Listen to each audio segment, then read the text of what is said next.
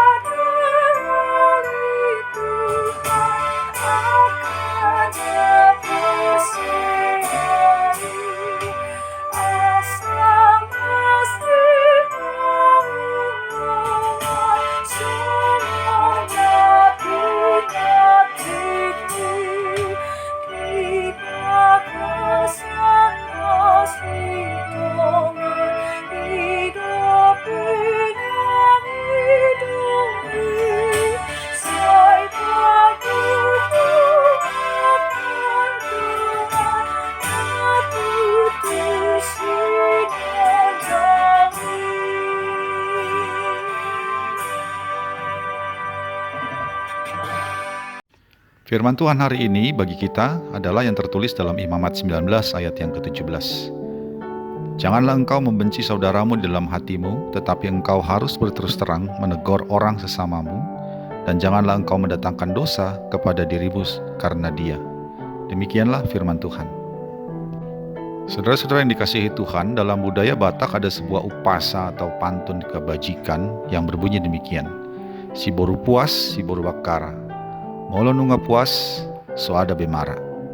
Upasa itu mengajarkan bahwa jika ada masalah dengan sesama, jangan disimpan jadi kebencian.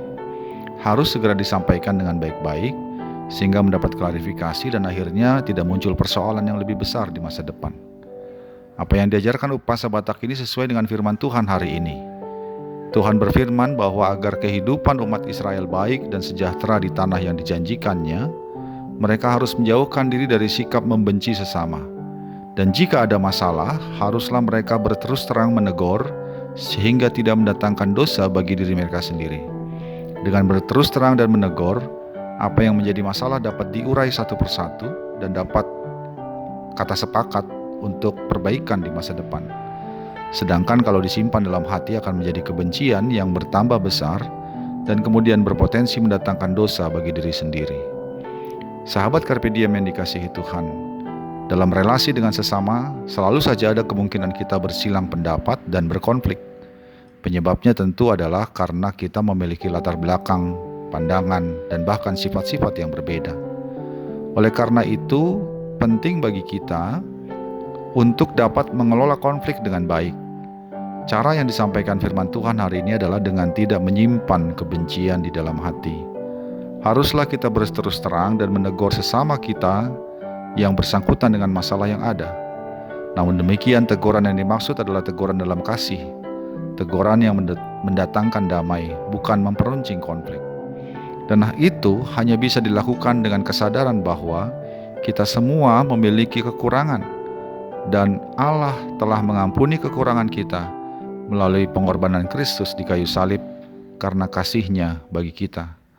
Dengan demikian, tidak ada sikap yang didasarkan pada merasa paling benar sendiri. Kebenaran hanya ada pada Allah, kita sendiri punya kesalahan. Dengan cara itulah kita dapat menyelesaikan masalah dengan sesama dan menjaga perdamaian dan keharmonisan dalam persekutuan kita. Dan dengan demikian kita dapat terhindar dari dosa karena menyimpan kebencian yang mungkin saja lama-kelamaan akan semakin membesar dan bahkan diwariskan turun-temurun. Dengan demikian pula lah kita terhindar dari dosa karena kebencian yang makin besar dan dapat berbuah malapetaka di masa depan. Kiranya Tuhan memampukan kita mengelola konflik di dalam naungan kasih Allah yang telah mengampuni dan menyelesaikan konflik kita dengan Dia. Amin. Marilah kita berdoa. Ya Allah Bapa kami di dalam Yesus Kristus, kiranya Roh Kudus bersama dengan kami selalu, mengingatkan kami bahwa Engkau adalah Allah yang begitu mengasihi kami dan yang telah mengampuni segala kesalahan dan kekurangan kami.